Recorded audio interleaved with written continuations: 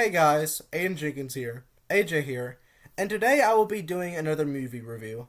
And today I will be doing a movie review of the movie Sinners. This is a movie that came out in 2025, and it has been a movie that people hyped up a lot. Whether it's media like TikTok, Instagram, all kinds of things. This movie has really, really good ratings with director being Ryan Coogler. And I have noticed Ryan Coogler's work before with things of like movies of like Creed and Black Panther and things of that such. I watched Black Panther and Black Panther Wakanda Forever in theaters, and I really, really enjoyed those movies.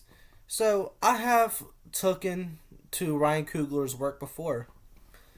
This movie, it's a banger as well. Not even like dick riding at all.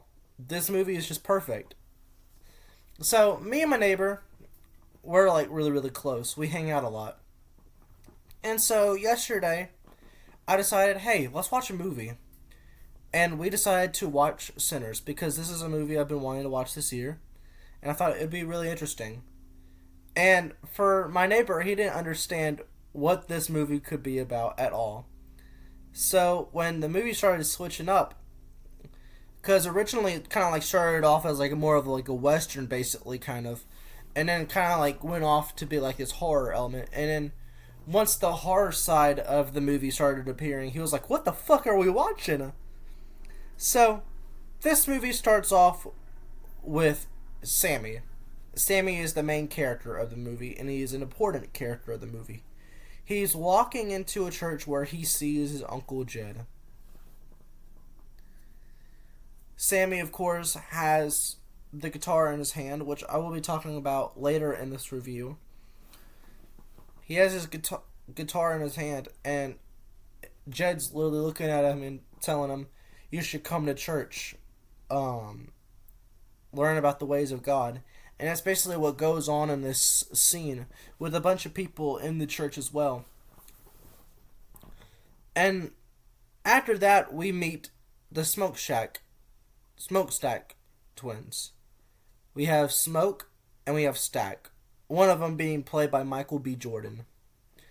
And these characters are also important to the story as well. They start off this musical place called Club Juke, which is basically a place where they have Sammy play at to play his blues music. With this place, it starts off fine. We meet several characters like Pearline and other characters of that sort. Well, we don't meet Pearline at Club Juke. We meet her earlier before Club Juke when Sammy is playing the guitar with Delta Slim, who is also another important character in this film. We go up to Club Juke. Everything starts going good. The movie starts actually like going further within it. People are playing their music. I got confused for a second though when different genres and things of that sort were coming into play. Like, for example, hip hop tribes being introduced in there and things of that sort. Because I was like, this is the 1930s. There's hip hop wasn't around during this time. That was more like the 80s. Hip hop got established in the 1980s. More like late 70s, but more like 80s. But I was like, hip hop wasn't around this time, and then I had to like fully listen to the woman that was narrating the scene, and she was just like, blues brings up music from the past, but also music of the future, and that's when I got kind of understood it a lot more. This movie starts taking a different approach when we meet three people: Remick, Bert, and Bert's wife. I don't even know what Bert's girlfriend's name is. I forgot really, really easily within the film. But how it starts, like how the twist starts basically, how like the movie starts going is Bert and his wife invite a man in that is being hunted down by Choctaw. They invite him in, and that's when everything starts taking place. Bert and his wife turn into vampires, and then they walk on down to Club Juke. Which, at this time, the reason how they ended up there is they got attracted to Sammy's guitar playing. They start showing up. They ask, Smoke, I think Smoke, I sometimes get confused, if they can come in and play some of their music. And he rejects, saying that they're not welcome here. They're not welcome inside the club, which makes sense because it's a different time. It's a different time. But he basically just told them, no, you're not welcome at Club Juke. And they're like, that woman's white, she can come in. But then they cut them off and they're like, that's also because she's family. She's known us for a long fucking time. So it makes sense on why she'd be here. Goes further. The woman that Stack loved a lot ends up going outside. She gets killed, turns into a vampire. As well as fucking, like, what's his name? The person that was basically protecting Club Juke, standing in front of the door. He dies as well to the vampires.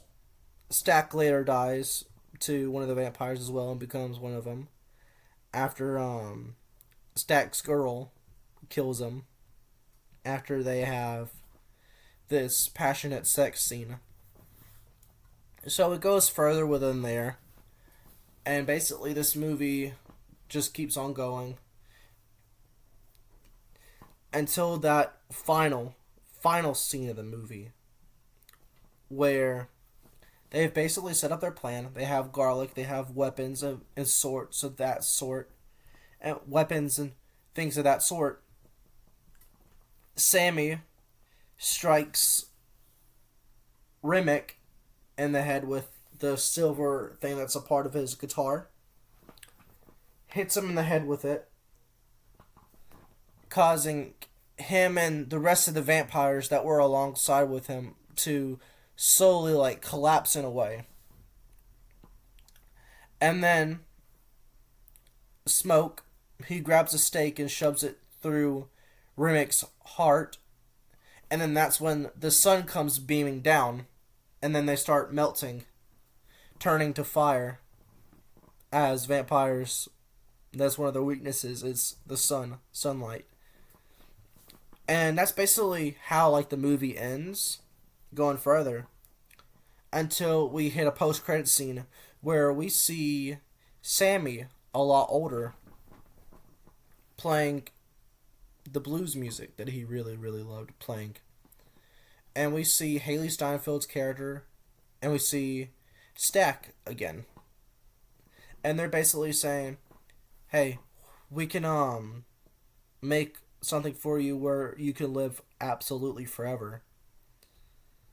Sammy rejects the offer, and Hailee Steinfeld and Stack leave the place. And then the movie goes from there. What I would rate this movie, I would say it's a 9 out of 10.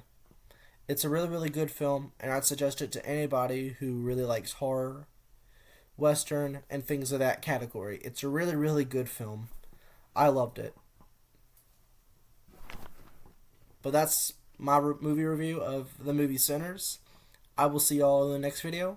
Peace out. Bye.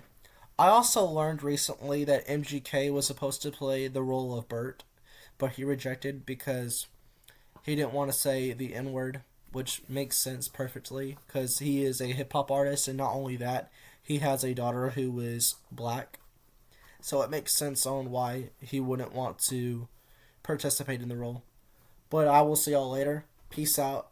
Bye.